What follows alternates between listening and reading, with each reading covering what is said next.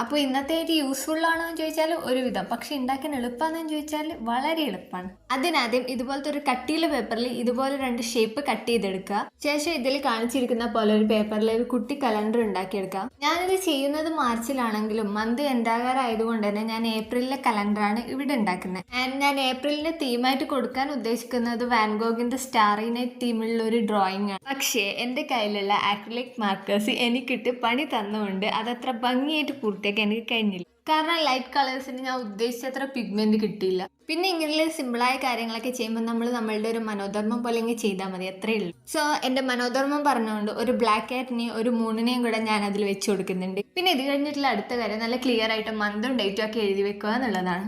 ഇത് നമുക്കൊരു desk decor, ഒരു റിമൈൻഡർ എന്നൊക്കെയുള്ള രീതിയിൽ യൂസ് ചെയ്യാൻ പറ്റുന്ന ഒരു ഐറ്റമാണ്.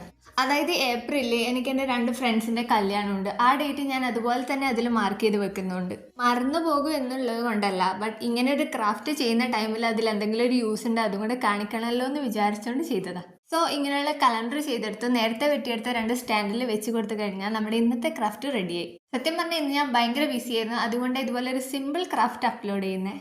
അപ്പോൾ ഈ ഐഡിയ ഇഷ്ടപ്പെട്ടാൽ ഒന്ന് ട്രൈ ചെയ്ത് നോക്കുക. വീഡിയോ ഇഷ്ടമായാൽ ലൈക്കും കമൻറ്റും മറക്കണ്ട.